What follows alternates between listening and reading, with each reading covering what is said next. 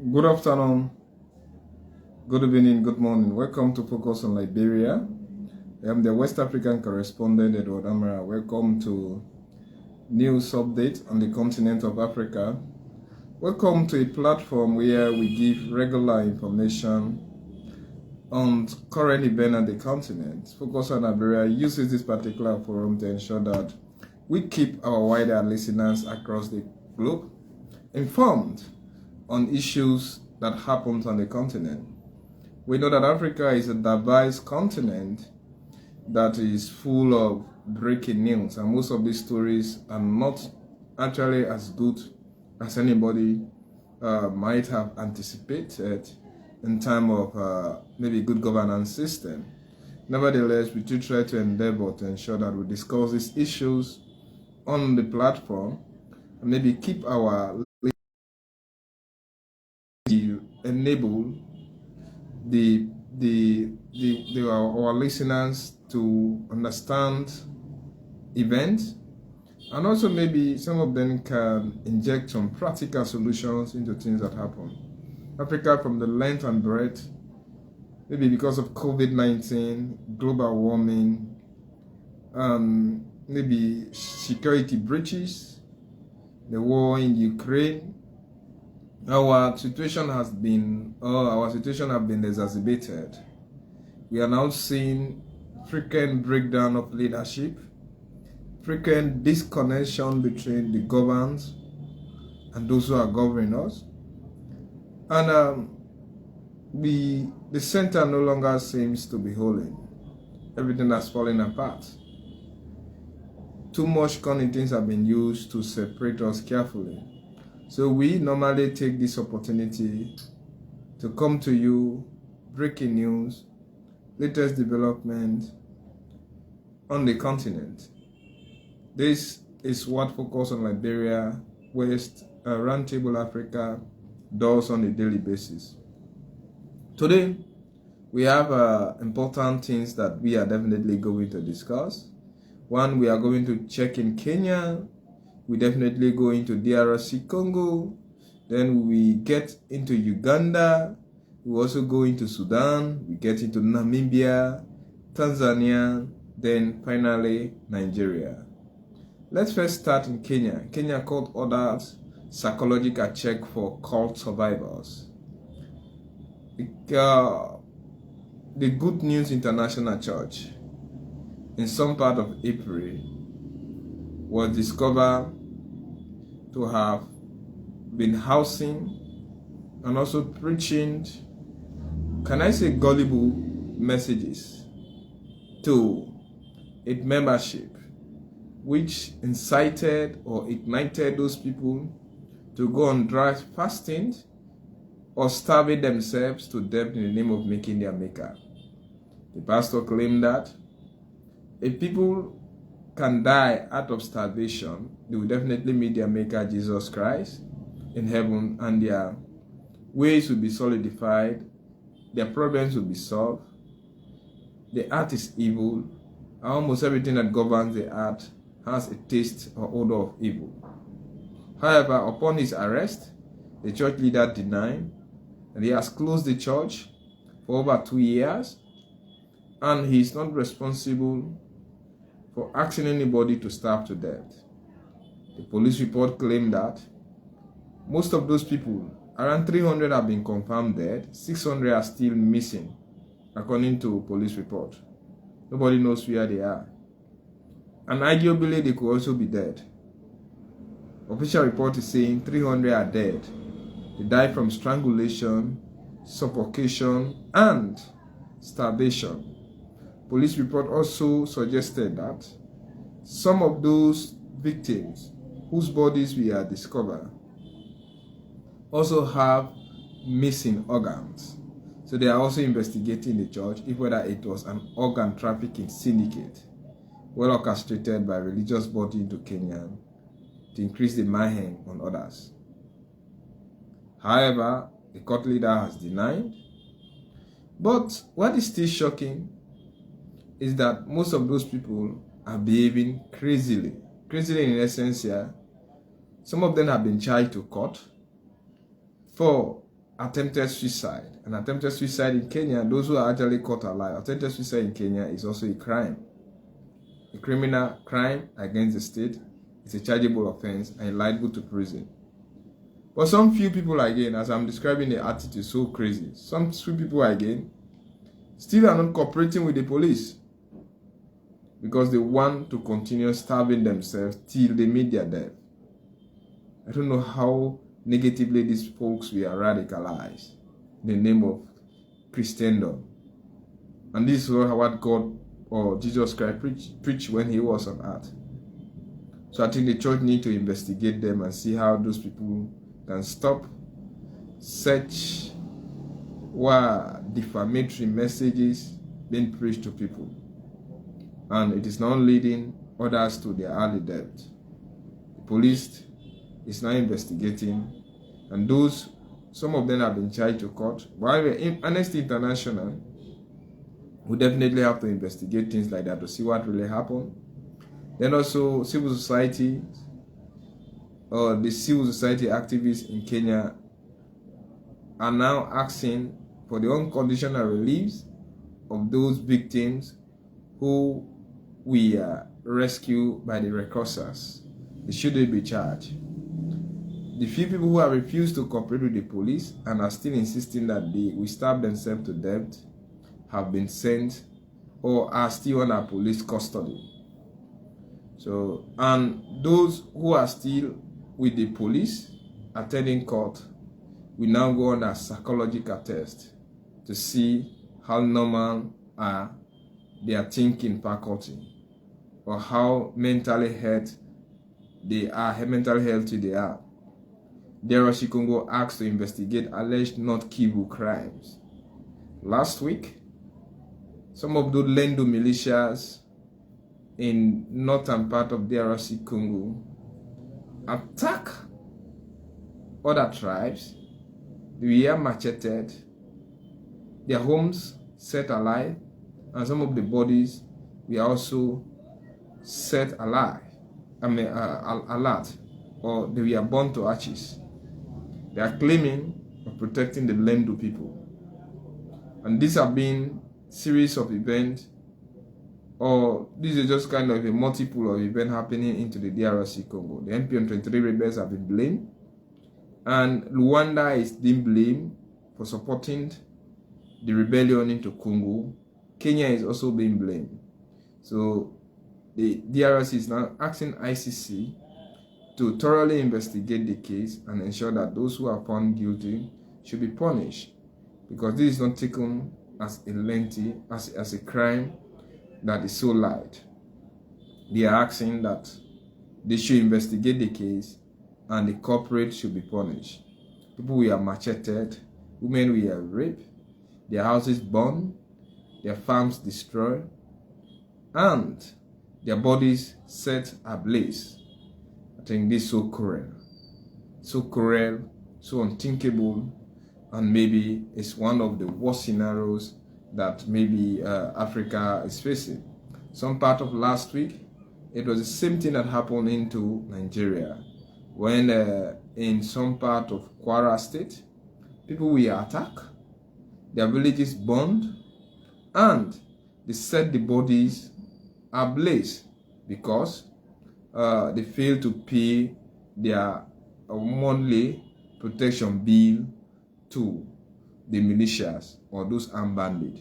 It's like the Nigerian police is no longer capable of handling the affairs, and it has resulted that the armed bandits will now force the civilians to pay security protection fees to them, or else they could be attacked, killed, raped, and their properties set on fire.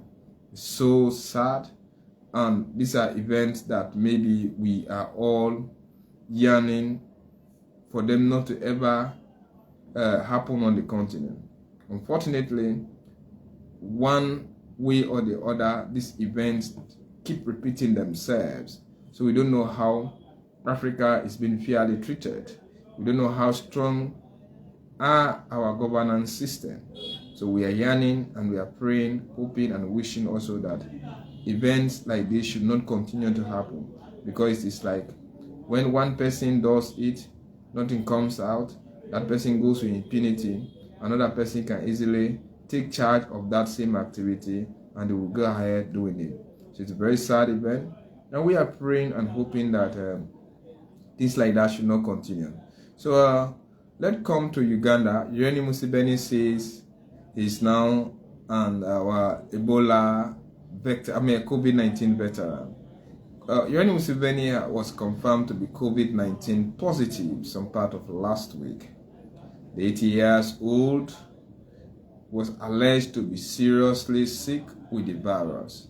However, he is treating he's treating the particular incident with less serious attention, and he has been addressing Parliament online without being present.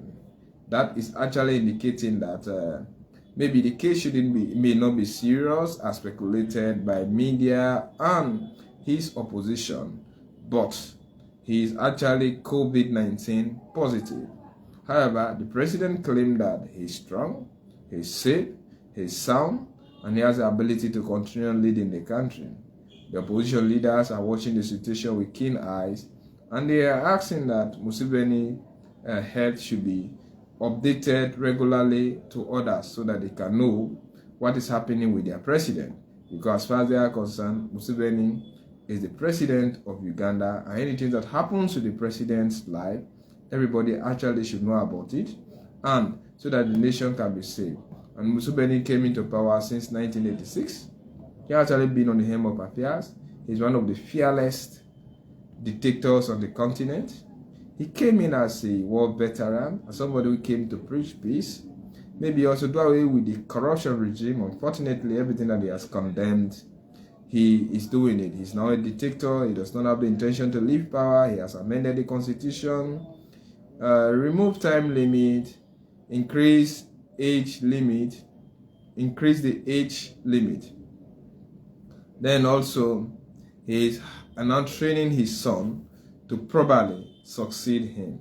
And his son is one of the controversial people who once called for the overthrow of the Kenyan government, that actually led to diplomatic breakdown. And he's been alleged, or allegedly he has resigned from his post in the army, and people are now seeing that as a subversive move for him to prepare himself to take over power. We don't know whether Museveni's sons will succeed him, and nobody knows whether if Museveni's term expires, he will still continue to contest election into Uganda. But he's seen as Uganda political godfather, a very fearless dictator who has detained the like of Bobby Wine, torture him, the like of Professor Kiso Besigye, and economics, who once served as his prime minister, and he was part and parcel of his government. They fell out. All of those things are there. Maybe Museveni some people could argue that he's a benevolent dictator, but he does not actually encourage opposition. Now we see. We'll go into Sudan. It's very unfortunate that in North Darfur region, the governor has been killed. The RSF, the Rapid Support Forces, or the paramilitary forces led by Dagalo, are being accused of having led the assassination. However, they are also claiming that it is the Abuham, the government national forces, Abuham of the Sudanese army, are responsible for the death of the mayor. According to unknown reports or unconfirmed news, they claim that the Sudanese forces, three of the Sudanese forces that led by Abuham, held the man in custody at his residence. The RSF, or the Rapid Support Forces of Parliamentary, or the Janjaweed militias, invaded the home to free him. It was out of that gun exchange that one of Abuham forces shot and killed the mayor. But people are saying it's a carefully constructed lie, and they are calling on the international community to carefully investigate. Today again, another 17 civilians were killed from a bomb attack in the capital city, Khartoum. There is fragile peace. Women are being raped. Men are tortured, conscripted into the army. And there is political volatility into the country. The dream of a civilian government coming back is a far-fetched one. And there is a possibility that al-Bashir, who was dethroned or ousted from power in 2019, may be released. One of his major generals, who was actually on ICC wanted list and was under detention, has been released. He promised to also involve into the fight and to ensure that he liberate the Sudanese people, especially from the shackle of corruption, from jihadists, from corrupt people. He termed them as unpatriotic and narcissist, or their narcissist mentality.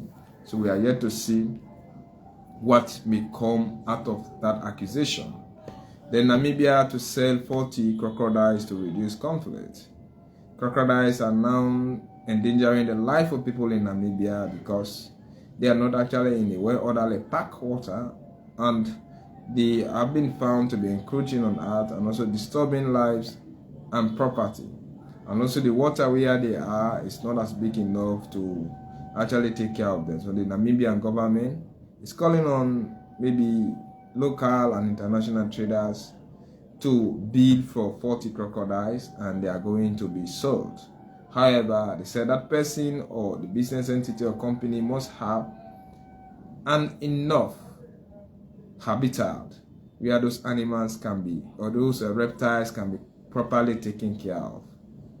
So it's a very good news, bad in its ramification, but good because it will bring economy on the country, or to the country. Let's see. Tanzanian church leaders seize for detaining sick people. So unfortunate, quite amazing. I'm flabbergasted at times with some of this news emanating. But anyway, all I know, Africa keep astonishing us, especially when it comes to political development. In Tanzania, some church leaders have actually been rounded up or apprehended, and they are under police investigation for detaining sick people in huts in some of the rural areas in northern Tanzania. They are alleged to have hosted those people or housed them there, that they are going to pray for their healing. The sickness that those people have been entangled with or confronted with are spiritually generated. And it is them, out of the service or prayer, that we have deliverance. Similar thing like that was found into Kenya. We saw what happened. So the Tanzanian police have rounded up those church members, especially the leaders, and they are under police investigation. However, some claims were also made that some people are actually declared missing, and there's a possibility that they lost their life and they have been secretly buried. But the police are yet to discover anything like that. And the church leaders are denying that those people went there on their own volition and they were not sick. But some indication or pieces of evidence from the police are indicating that the people were actually sick, because medical reports are definitely confirming that. And the church will be severely punished. The Interreligious Council in Tanzania and others across West Africa are calling upon the leadership to start monitoring maybe some radical church mentality. And we all know poverty, illiteracy, and ignorance made people to be absolutely religious. And they may even think that religion is almost the solution to everything. But maybe religion can fight corruption, and I agree, but except those who are corrupt can be tried, found guilty, and punished, precedent can be set. Because of illiteracy, you see, when we are so poor, we become absolutely religious. But when somebody has almost everything, his religious mentality tends to be limited. We are not saying that religion actually is responsible for everything that is happening, but I think everything is really destroying. And no matter what happens, we need to be very careful, and maybe we should know how we can handle our religious mentality, and maybe churches need to be scrutinized. Their policies or agenda need to be really keenly watched out, and government should step in, or else it is people who are poor that are being exploited. That is why sometimes some organization will tell you that the rich keep getting richer while the poor keep getting poorer. And there comes a time in life where those even who have little, the little that they have is going to be taken away from them, and those who have more, their wealth shall be increased, because it is what exactly these church leaders with radical, unreligious, unscrupulous mentality are definitely doing with people. So let's finally come to Nigeria. Asiwaju Bola Ahmed Tinubu suspend the head of Nigeria anti-corruption body and 100 drawn into Nigeria. Let's start from the weird. In Nigeria, 100 people actually lost their life in the northern part of Nigeria when they were actually heading on a traditional wedding. Most of those who lost their life included women and children. We are going on a traditional wedding, and when the boat capsized, the women solidly made attempt to rescue their drowning children. It was in the surge of that most of them actually lost their lives. Some females also lost their life in an attempt to rescue their children. And both capsizing on rivers and people actually moving on rivers without having protected jacket is very common into Nigeria. So the civil society and other watch bodies are actually calling on the Nigerian government to ensure that they censor the navigation or water traveling process into Nigeria, and to ensure that people are given protected jacket before ever they embark on a water journey. Asiwaju Bola Ahmed Tinubu in Nigeria, the president of Nigeria, we didn't want to say the president-elect because he's already sworn. The president of Nigeria has suspended the country's anti-graft commissioner. He has also sacked the governor, and the anti-graft commissioner have been placed under custody, police custody, and is under serious investigation as the bank governor. He is alleged to have been involved into corrupt practices, taking bribes, doing manipulation, and failure to prosecute classical cases. So who monitors the monitor? Who investigates the investigator? Who fight those who are fighting against corruption? Who definitely will fight them against corruption? So this is the most stupid thing. Classically corrupt people are given fantastic offices, and they keep corrupting themselves and the country also, because you corrupt your own mentality, corrupt the country, and bastardize everything. So it's a shame, it's a disgrace. Maybe Asiwaju Bola Ahmed Tinubu has also introduced student grants into Nigeria. The major things that he has done: one, he has introduced student grants to Nigeria. He has suspended or even or revoked the oil or the petroleum or the subsidy. Oil was actually being subsidized, or petroleum was being subsidized into Nigeria. He has automatically ended the process, and according to him, he will use those funds that were meant for fair subsidy into Nigeria to improve on the infrastructure, the educational system, to build health facilities, road construction, and improve the security of Nigeria, as it is widely been alleged that the outgone president, that is Muhammadu Buhari, made Nigerians more secure in terms of security, more employed with a very strong economy, but left them less secure, poorer, and neatly unemployed. And this new government will tend to work against those programs.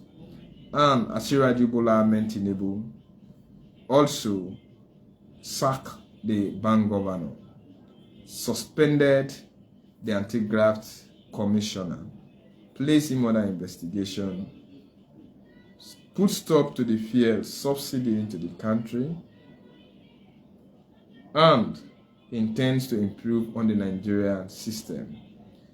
The new national parliament has been inaugurated with a member or an MP coming from the ruling APC party or Progressive Congress is the leader.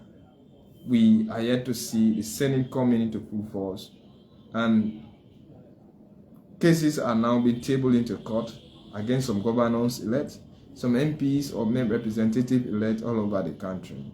However, we are praying and hoping that Nigeria see a better way forward.